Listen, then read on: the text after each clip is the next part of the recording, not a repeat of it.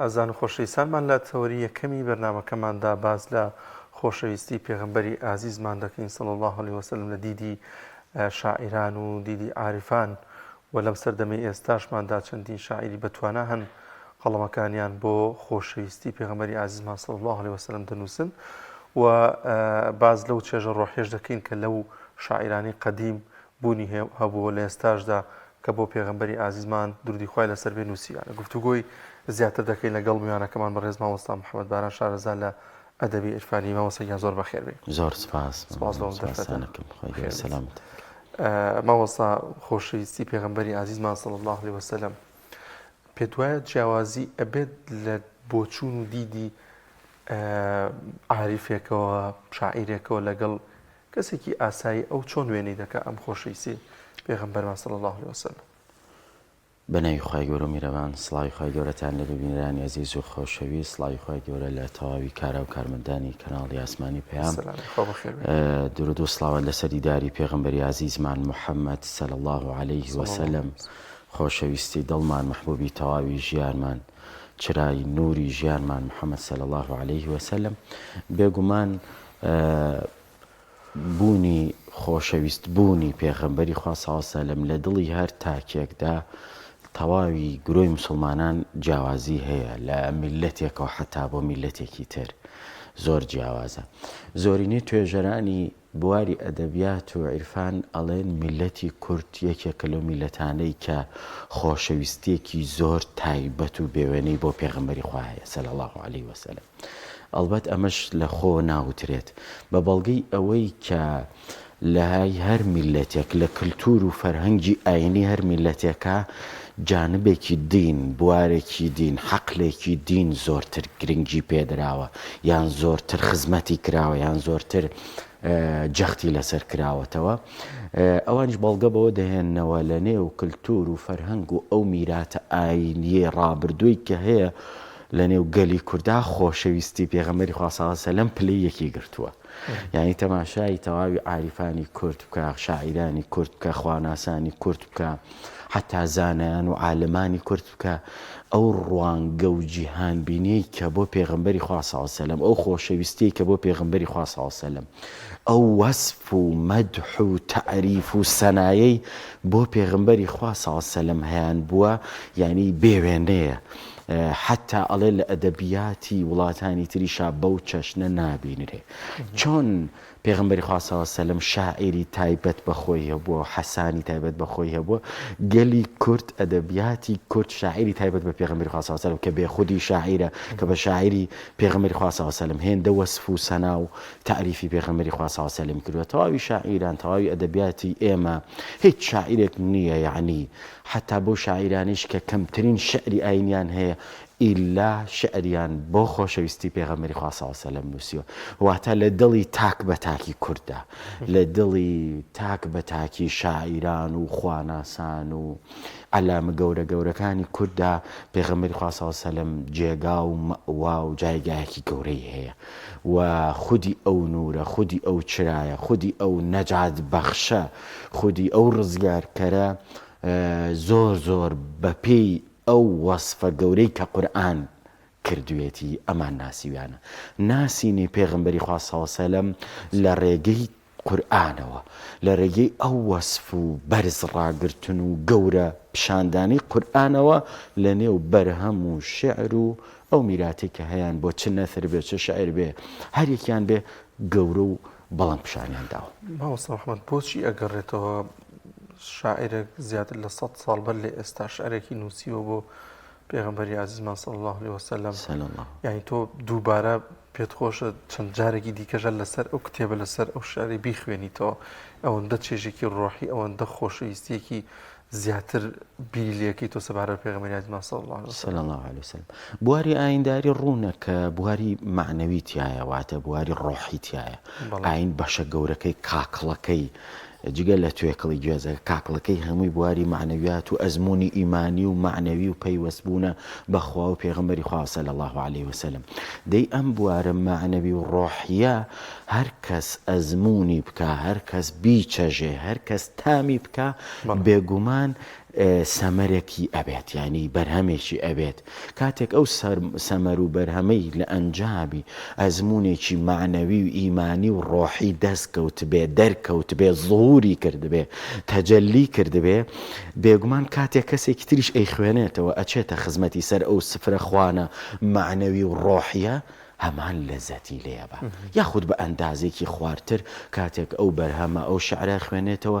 ئەبینێ عەجەب لەزەتێکی تایبەتی ڕۆحی و معنەوی بردووە بە تایبەت کاکدانەر ئەمە لە چ سەردەمێکا زیاترەکە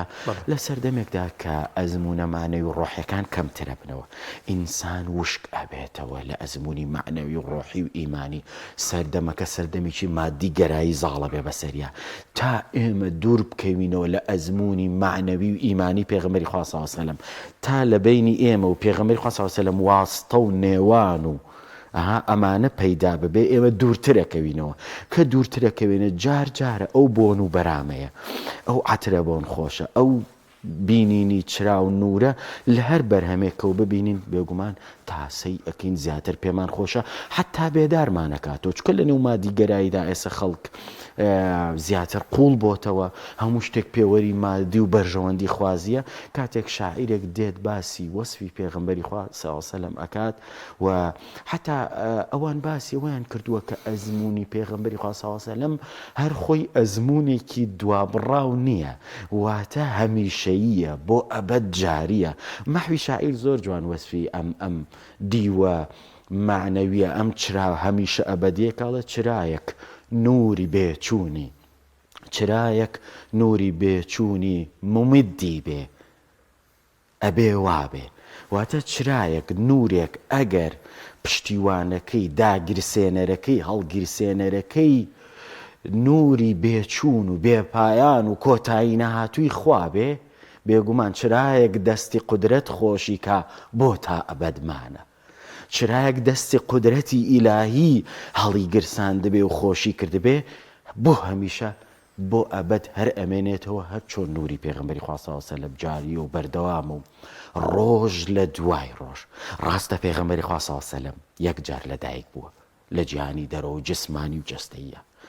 بەڵام ئەم لەدایک بوونەی کۆتایی نەهاتووە لە ڕووە معنەوی و ئیمانیەکەوە لە ڕووە نورە محەممەدێکەوە کۆتایی نهاتووە ڕۆژ بە ڕۆژ شەو نییە و لەیل نییە و نەهار نییە و سەعات نییە و سات نییە پێغەمبەری خوا صلی الله علیه و سلم لەدایک نەبێتەوە بەڵام لە دڵەکاندا لەم سەرزەوی لە نێو مەملەکەتەکاندا دڵێک نییە ڕۆژێک نوری محەممەدی تیادا نەگرسێ ئەمە ئەو بەرەکەتی چرایەکە خوای گەورە دایگرسانەوە ئەگەر هەر چرایەکی تر بوایە وەکو جەلالەدینی بەڵخی ئەڵێ چی با تون دەست و چراغم ئەبتەری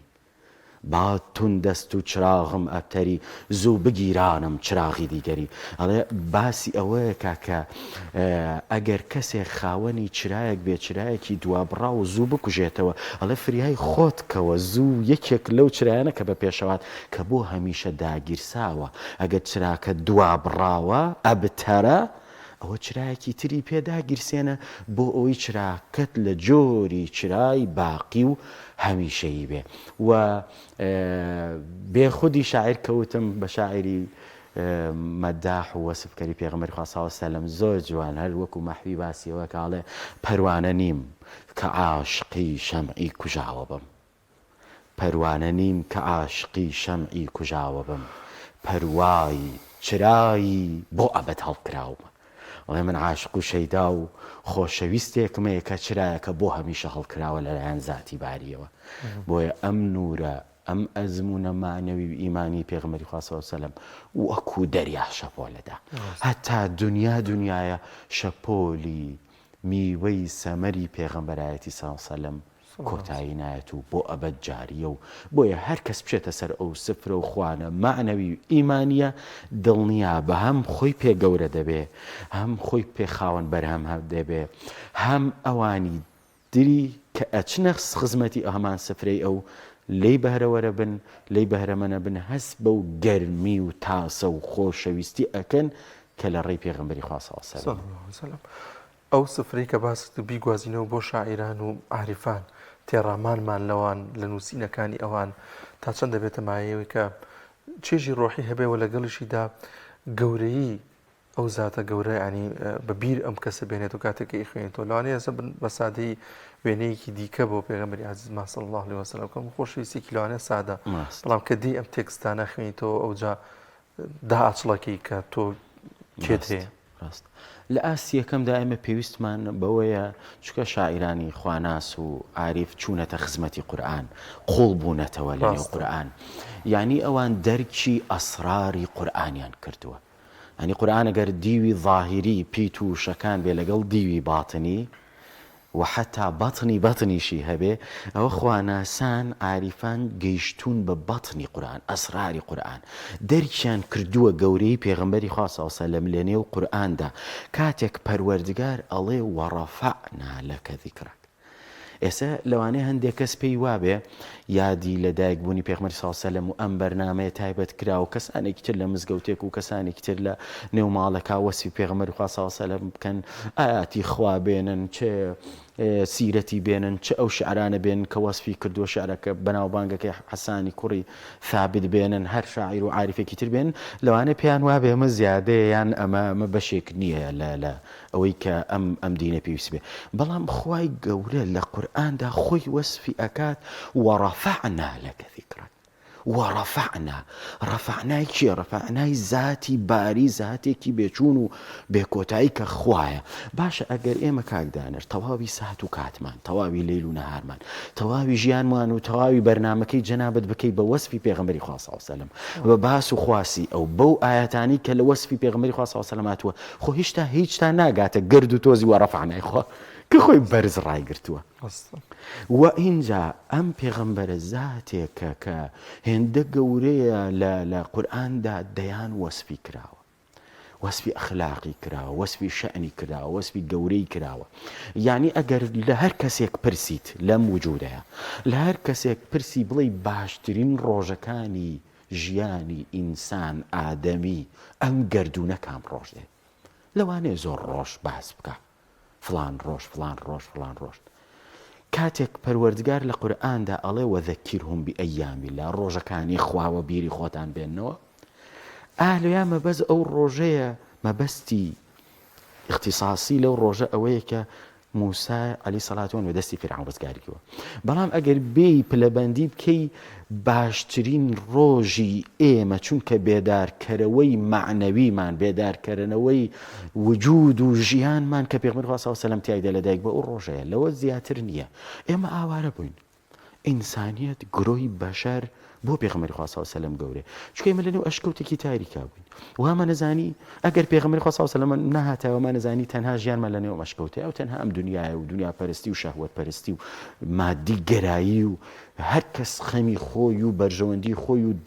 ئینسان ئەبوویە دڕندەیە بەڵام کاتێ بێدارکەرەوەیەک دێت ئەڵێ وەرە دەستان دەگرم و لەنێو ئەم ئەشکەوتە ڕزگارتانەکەم ئەشکەوتەکەش دەرگای ڕزگاربوونی هەیە ئاسەوەیەکی گەورە و تیشکی خۆر و نورینێکمان پێبەخشێ پێمانە بەخشێ دەی بێگومان ئەم زاتە گەورەترین زاتە ڕزگارکەرەوەیە هەر چۆن وەکو لە بیابانێکی چۆڵ و بێناو و بێناو نیشان دابین چەندین ساڵتیایە بژین و کەسێک بێ دەستمان گرێ بڵێ من لەم بێ ناو ناونیشانی ڕزگارتانەکەم ڕێگای ڕزگاریتان پیشانەدەم لە مشکڵاتی و بێ ئاوی و بێ نیشانەی زیندویەتی ڕزگارتانەکەم دەی ئەو زاتە پێغەمبەری خۆی صلی الله علیه وسلم کەواتە هەتا وەسفی بکەین هەتا کاتەکانمان ساتەکانمان بە بۆنی عەتر و بەرامەی پێغەمبەری خوا صلی الله علیه وسلم بڕازێنینەوە بەخوا هێشتا کەممان کردووە هێشتا نەمانتوانیوە هەروەکو جەلالەدینی بەڵخی ئەڵێ ناومت بمانە تا ئەبەد ئەی جانی ڕۆشن بە تۆ ناوت بمێنێ بۆ ئەبەد ئەی ئەو زاتەی کە هەرچی نور و ڕۆشناکی لە گیان و لە ژیانی ئێمەیە بەهۆی تۆ بوو دەی تۆ نەهاتی تا ئێمە گۆمڕا بووین سەر لێ شێواوە بووین ئاوارە ئەبووین نەمانەزانی قیامەتێک هەیە دنیایەکیش هەیە نەمانەزانی بەهەشتێک هەیە دۆزەخێکیش هەیە نەمانەزانی حساب و کتاباتێک هەیە هەروەکو ئیقباڵی لاهوری زۆر جوانە فەرمێ ئەڵێ پێغەمبەری خوا صلی الله علیه وسلم چوویە عالەمەکەی دیکە و بە چاوی سەر بینی و هەموو ئەو عالەمە و ئەسراری بینی و بەهەشت و دۆزەخ و قیامەتی بینی و بەڵام ئەگەر خەمی نەفسی خۆی بوایە نەهاتۆ چکە خۆشترین شوێنی دەستکەوت بوو بەڵام ئومەتی وای کرد لەو بگەڕێتەوە دەستی یەک بەیەکی ئینسانەکان بگرێ و ئەو عالەمەشیان پێ بناسێنە و لە جیهانی شەهوەت و نەفس پەرستی ڕزگاریان کە بۆیە لە پێغەمبەری خوا صلی الله علیه و سلم لە بینی هەردوو جیهانەکە داوەستاوە هەم لێرە ئەیەوێ حەریص عەلەیه قورآنە فەرمێ یا عەزیز عەلەیه ما عنیتم ئیتر ئەیەوێ یەک بەیەکی ئینسانەکان خۆی ئازارەدا سوورە لەسەر ئەوەی یەک ئینسان نەمێنێت نەجات نەدا بەرەو باشتی نەبا بەرەو چارەنووسێکی پڕ لە چادی و کامەرانی و سرور و خۆشبەختی نەبات. مامۆستا تا چەند گرنگە هاوشێوی ئەو وەصف و سەنای ئەو خۆشەویستیمان کە بۆ پێغەمبەری عەزیزمان هەیە صلی الله علیه وسلم هاوشێوی هەواڵە بەڕێزەکانی کە کەسێک دەچووە شاری مەدینە پێغەمبەری عەزیزمان صلی الله علیه وسلم ئەناسی ئەوەندە کار و کردەوەیان لە پێغەمبەر دەچوو صلی الله علیه وسلم تا چەند گرنگە ئێمەش هاوشانی خۆشەویستیمان هاوشانی محیبەتمان بۆ پێغەمبەرمان صلی الله علیه وسلم شوێن سونەت و کار و کردەوەکانی ئەو بکەین تا بتوانین. بێگومان خواناسان ئەدیبان شاعیران کاتێک هەندێک لەوانەیە وا تێبگەن وار ئەم ڕوانگەیە ببینین کە تەنها ئەوان بەس هاتوون وەسفێکیان کردووە لە ئاستی زار و قەول و وشە ئارایی و جوانکاریان کردبێ بۆ ئەوی چێژێکی دیسانەوە نەفسی ببینیتەوە چێژێکی نەفسی ببینیتەوە لەو شەعر و لەو پیاهەڵدان و لەو مەدح و لەو سیرەت و داڕشتنی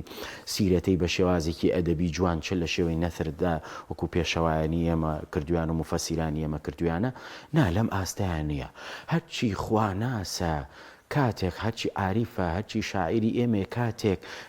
وەسفی پێغەمبەری خۆیان صلی الله علیه و سلم کردووە وەسفی ئەوەیان کردووە دەرسی و سلوک و ئەدەبی ئینسانیان داوە کە تۆ بێ لە پێغەمبەری خوا صلی الله علیه و سلم چی تۆ ئەبێ پێ بە پێی ئەو بڕۆی تۆ ئەبێ شوێن کەوتووی سنەتی پێغەمبەری خوا صلی الله علیه و سلم بی هەر کاتێک مەحوی ئەڵێ غەریبی تازە هاتوو ئەیوت ئەم پێغەمبەرستانە ئەوە باسی ئەوە کە ئەخلاقی پێغەمبەری خوا صلی الله علیه و سلم ڕەنگ و بۆی پێغەمبەری خوا صلی الله علیه و سلم ئەو ئەخلاقە بەرزە باڵایەی و ئینەکە لەعەلا خولوق عەظیمەی هێندە کیمیاگەرانە پەخش بوویەوە بڵاوی کردبوویە ئینسان و سەحابیەکان و یارانی چواردەوری گۆڕی بوو کە کاتێک کەسێکی غەریب دەهات ئەیویست ئەم پێغەمبەرستانە ئەمە هەموو پێغەمبەرە چییە هەمووی ڕەنگی ئەوی گرتووە هەر بۆیە عاریف و خواناس و شاعیرێکی وەکو ئیقباڵی لاهووری ئەڵێ یعنی دەرسی ئینسانەکان داڵێتی تاوانەداری ئەز محەممەد ڕەنگ بوو ئەس درودی خود مەیە لە نامیەوە ئەڵێ چۆن جورئەتەکەی ئەی مسڵمان ئەی ئیماندار چۆن جورئەتەکەی کە ڕەنگ و بۆی محەممەدیت نەگرتووە و بەڵام سڵاواتی لەسەرەی ئەمە جوانترین دەرسە کە ئەڵێ تۆ بێ لە پێغەمبەر بچی صلی الله علیه و سلم ئەبێ تۆ ڕێگای ئەو بگری ئەبێ تۆ چەشنی ئەو هەنگاو بنێ ئەبێ چەشنی ئەو بڕوانی چەشنی ئەو بیر بکەیتەوە باشترین ئەزمون سەرمەشقترین ئەزمون جوانترین ئەزمونی ئیمانی ئاینی معنەوی کە ئینسان لە جنسی خۆی بێ لە جنسی بەشەر خۆی بێ چۆن نالی ئەڵێ ڕەحمەت بە حوسنی بە سوورەتی حوسنی کێ هاتە خوارەوە ظهوری کرد لە شێوەی کە پێغەمبەری خوا صلی الله علیه و سلم باشترین ئەزمونەکە جوانترینەکە پێغەمبەری خوا صلی ئێمە شوێنی کەوین لەو باشتر نییە وەلەو بێدارترمان دەست ناکەوێ ئەوەی ئەو لایەتی هیچ کەسێکی تر لای نییە بۆیە خواناس و شاعیران و عاریفان ناویان ناوە ئەی خەبەردار چونکە هەرچی خەبەری هەردوو عالەمەکە لایەوە چێ زات و جورئەتەکە لەو باشتری لابێ چێ لەو جوانتر و دەقیقتر و ڕازگۆترین هەواڵی بۆ ئێمە هێنا وەکو خواناسان ئەڵێن عاریف و شاعیرێک هەیە ئەڵێ پێغەمبەری خوا صلی الله علیه و سلم هاتنەکەی بۆ پێویستیەک نەبوو خوا پێویستی بێ این خدایی کە فرستاد ئەنبیا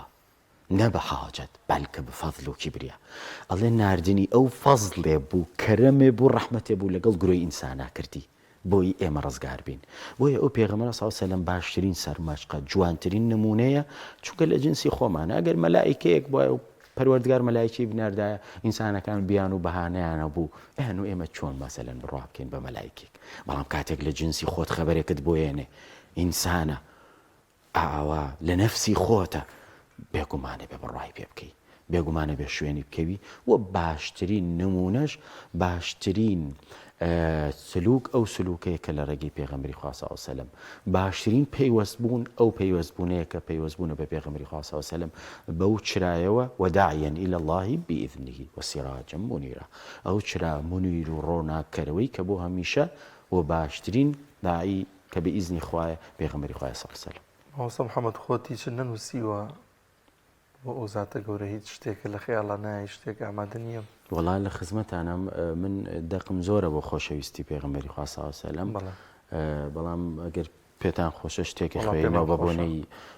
ئەم ڕۆژانەی کە لە یادی سەروەری مرۆڤایەتی پێغەمبەری خوایە صلی الله علیه وسلم.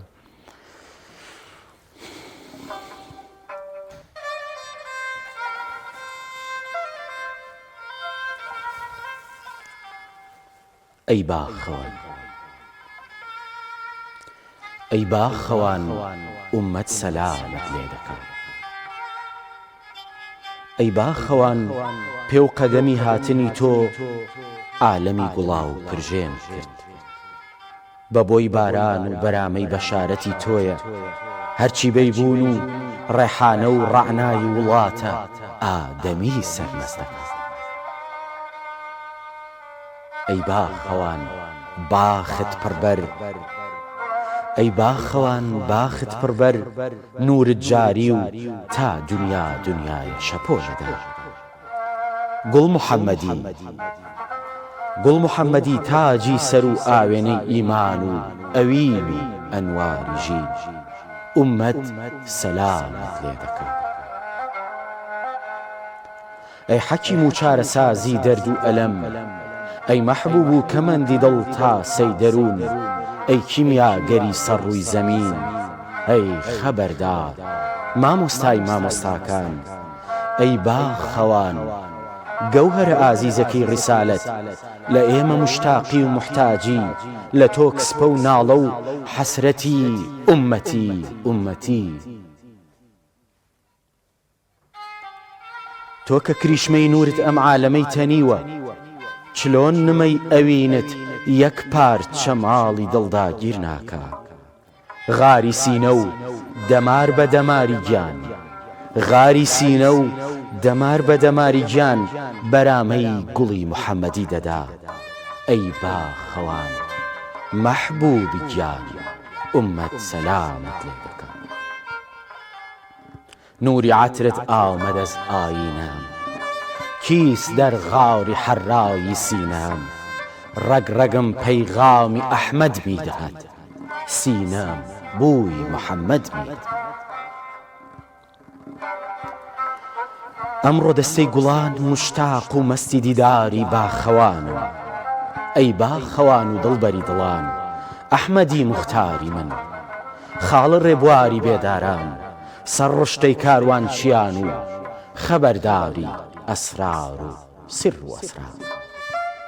ئەی باخەوان دەبینی خۆ ئوممەت سەلامت لێ دەکا. گوڵ محەممەد کە ناوی تۆ دەبرێت، شوعرەی سەڵاوات هەموو عالەم پڕنور دەکا.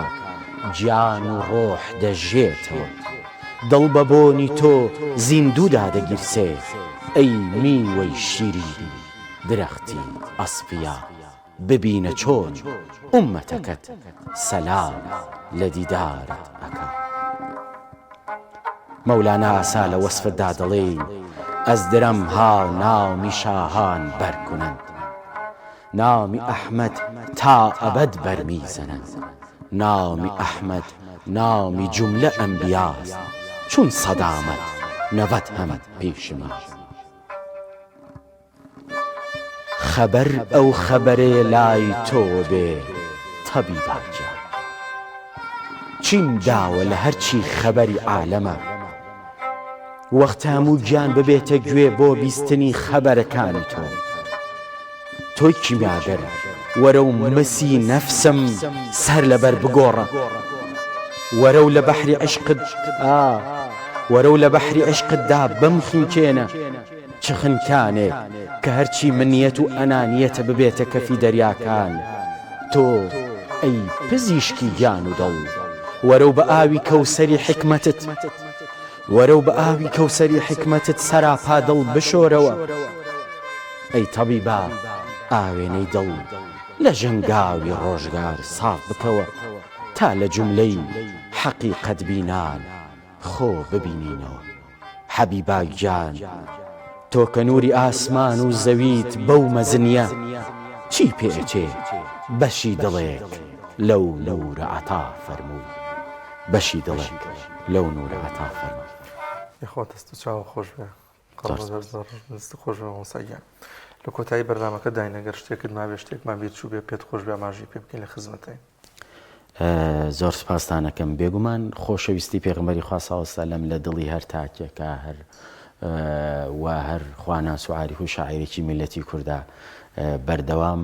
جایگا پیرۆزەکە کە دڵە لە نێو وجودی ئینسانە بۆ پێغمبەری خوا صلی الله علیه و سلم بۆ خۆیان داناوە. ئەمەش بە بەڵگەیەوەی ئەطیعوا الله و ئەطیعوا الرەسوول و پێغمبەری خوا صلی الله علیه و سلم محبوبی خوایە کە محبوبی خوا بوو محبوبی ئێمەیشە بێگومان. هەر لەبەر ئەوەیە کە ئێمە خۆشمانەوێ و هەر چۆن خۆشی فەرموویەتی و حەزرەتی عومەر ڕەضا و ڕەحمەتی خوای لێبێ هەتا مرد لە خۆم خۆشترنەوەی ئیمانە تەواو نابێ. بێگومان ئەبێ ئێمە پێ بە وجود و نەفسانیەتی خۆمان نابێنین و پێغمبەری خوا صلی الله علیه و سلم چون لە ئێمە دڵسۆزترە بە خۆمان، لە خودی خۆمان حەریسترە بە خۆمان، لە خودی خۆمان ڕزگارکەرتر و نەجات بەخشترە بە خۆمان، بۆیە هەتا ئەومان خۆش بوێ هەتا زیاتر شوێن خۆشەویستیەکەی ئەو بکەین بە عەمەل بکەین، پراکتیزێ بکەین، بچکەی بیکەین بەوەی کە نمونە و ئەزموونێکی پێغەمبەرانە لە وڵاتمان لە شارمان لە لاتێمان پیشان بدەین. بێگومان ئەتوانین زیاتر ئیدعای ئەوە بکەین ئەو کاتە ئێمە پێغەمبەرمان خۆشەوێ، ئێمە شوێن کەوتووی سونەت و سیرەتی بەرز و پیرۆزیەوی. خۆ دەست چاو خۆش بێ بەڕێز مامۆستا محەممەد باران شارەزا لە ئەدەبی عرفانی خوا بەخێر بێ. سوپاس بەخێر.